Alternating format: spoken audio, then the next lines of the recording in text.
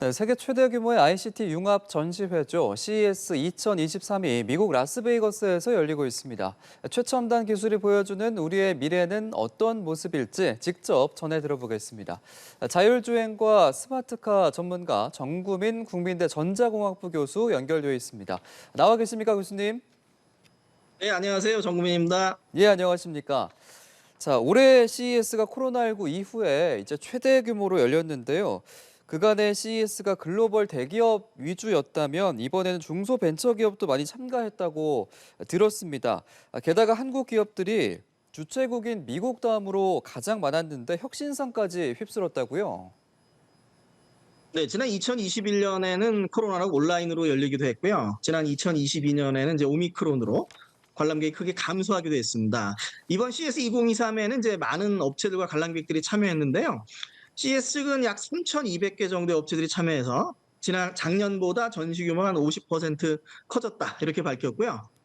참가 인원도 관람객 수도 한 10만 명 정도, 이제 작년에 4.5만 명 정도에 비해서 2배 이상 늘었습니다. 예. 우리나라에서는 한 500여 개 업체가 참여해서 미국 다음으로 많은 업체들이 참여했고요. 우리나라의 수많은 업체들이 스타트업도 참여해서 좋은 성과를 거뒀습니다. 우리나라 업체들이 혁신상도 많이 받았는데요. 정확한 집계는 아니지만 한 150개 정도 혁신상을 받은 것으로 보이고요. CES를 주관하는 CTA의 게리 샤피로 CEO는 CES에서 우리나라가 매우 중요한 역할을 하고 있다고 밝혔습니다. 네, 새해부터 참 좋은 소식인 것 같은데요. 올해는 특히 전 세계 경기 침체 가능성이 매우 커서 걱정이 많은데 CES 주최 측에서는 기술이 이 경기 침체 극복의 열쇠다 이런 말을 강조했습니다. 행사장에서 주로 어떤 기술들 관심 있게 보셨는지요? 네, CES는 첫날에 한 해의 기술 트렌드를 예상하는 테크 트렌드 투 와치라는 행사를 하고 있는데요. 이 행사에서 CS 측은 위기는 기회다. 이 위기 상황에서는 불황을 극복할 수 있는 혁신이 나온다라고 밝혔고요. 그래서 기술 혁신에 투자해야 한다라고 강조했습니다. 특히 5G를 통한 연결, 사물 인터넷 서비스, 인공지능, 자율주행 및 자동화, 양자 컴퓨팅 등이 앞으로 기술 혁신을 주도할 것으로 전망했습니다. 예. 자, 자, 메타버스. 네.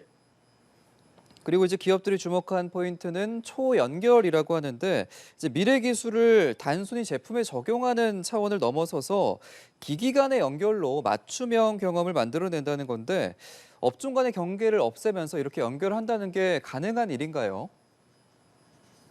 네, 이번 CES에서 보면 이제 사용자에게 스스로 맞춰주는 인공지능 기술이 이제 주가 되었는데요. 예. 삼성의 캄테크라든가 LG의 앰비언트 컴퓨팅이라든가 벤츠의 프로액티브 AI 등의 키워드가 모두 사용자에게 우리가 스스로 맞춰주겠다 이렇게 얘기를 아하. 하고 있습니다. 예. 네, 서로 다른 산업이지만 같은 고민을 하고 있는데요.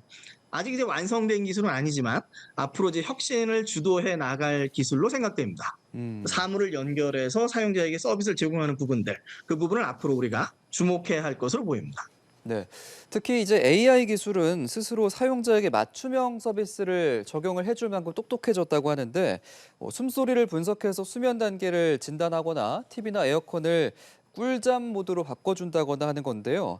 그만큼 기술이 자연스럽게 개개인의 일상에 녹아들고 있다라고 봐야겠네요.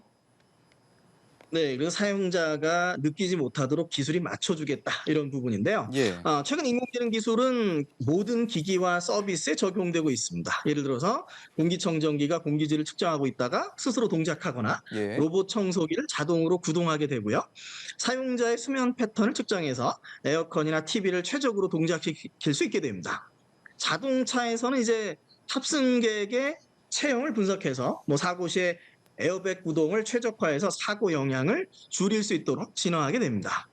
관련해서 이제 수면 기술, 특히 이제 슬립 테크라고 하는 부분이 많은 점이 눈길을 끌었는데요. 예. 삼성의 숨이나 LG의 브리징 등의 서비스도 있었고요. 에이슬립, 텐마인즈, 비앱 등 우리나라의 스타트업들도 관련 기술을 선보였습니다. 음. 휘거나 접는 스크린이 현재 상용화가 됐는데 이제는 이 기술이 모빌리티로 옮겨갔다고 들었습니다. 평소에는 창문을 열어서 풍경을 보다가 필요하면 창문이 투명 OLED로 변하면서 영화를 볼 수 있다고도 하는데 아무래도 이제 자율주행차 시대라서 운전석이 필요 없다 보니까 이런 실내 공간의 역할이 중요해졌다라고 보이는데 앞으로 이런 기술은 몇 년 안에 상용화가 가능할까요? 네, 이번 CES의 핵심 이슈 중에 이제 차량 내 엔터테인먼트가 있는데요. 디스플레이와 메타버스에 대한 다양한 미래 비전이 제시되었습니다. 말씀하신 것처럼 이제 차창으로 주변 빌딩 정보를 제공해 주기도 하고요. 예. 운전 정보도 제공해 주고요. 영화를 즐길 수도 있게 됩니다. 이제 자동차가 하나의 이제 메타버스 기기가 되어가고 있는데요. BMW 이제 전면 유리창으로 가상현실을 즐길 수 있는 기술을 제시했고요. 음. 벤츠도 차량 내에서 고음질의 음악 서비스를 즐기는 기술을 제시했습니다. BMW 이제 관련 기술을 2025년까지 상용하겠다고 발표했고요. 예. 벤츠의 고음질 음악 서비스 현재 많은 자동차사가 뭐 현대 제네시스도 있고요. 노력하는 부분으로 생각할 수 있습니다. 음. 현재 이제 차량용 디스플레이 측면에서는 이제 LG 디스플레이가 차량용 OLED 시장의 90% 이상을 차지하고 있는데요. 우리나라 업체들이 관련 시장에서도 좋은 성과를 거두기를 기대해 봅니다. 예, 알겠습니다. 자, 그리고 또 하나 재밌는 점은 이런 AI 기술이 원래 주로 전자제품이나 자동차에 적용이 됐었는데 이제는 화장품에도 적용이 된다고요? 네, 이 스스로 맞춰주는 AI는 화장품에도 많이 적용되고 있는데요.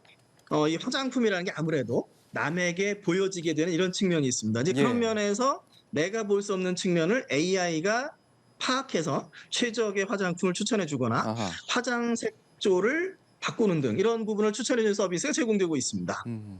이번 CES에서 이제 우리나라의 아모레퍼시픽은 얼굴 색조를 분석해서 맞춤형 화장품을 즉석에서 만들어준 로봇으로 혁신상을 수상했고요. 역시 우리나라의 코스맥스는 스타트업 프링커와 협력해서 사용자가 원하는 파우더를 즉석에서 만들어주는 기술로 혁신상을 수상했습니다. 프랑스의 로레알도 재밌는데요. 예. 얼굴을 분석해서 눈썹 모양을 추천해주고요. 눈썹을 그려줄 수 있는 기술로 혁신상을 수상했습니다. 그런데 이 눈썹을 그려주는 거는 또 역시 우리나라의 스타트업 프링커와 협력했습니다. 프링커가 또 많이 나오고 있습니다. 그렇군요. 자, 그리고 코로나19 이후에 산업의 흐름이 많이 바뀌었는데요. 직접 공정에 이제 사람보다는 로봇을 많이 도입하면서 공정 과정을 줄인다든지 메타버스 같은 가상 공간을 응용하는 이러한 산업들, 과연 산업 전반의 주류 흐름이 될 거라고 보시는지요? 이제 지난해 초에 이제 코로나가 사실상 종식되면서 나타난 현상 중에 하나가 산업용 로봇의 성장인데요. 예. 여기엔 뭐 인건비 상승이라든가 인플레이션이라 여러 가지 측면과 함께 기술적인 발전도 중요한 요인이 되고 있습니다. CS 측은 이제 인건비 상승으로 산업용 로봇 시장이 성장하고 있다 이렇게 밝혔고요. 메타버스를 응용한 서비스도 산업 전반으로 확대되고 있습니다. 로봇과 디지털 트윈이 생산에서 중요하게 떠오르고 있는데요. 관련 트렌드를 이제 주목해야 할 것으로 보입니다.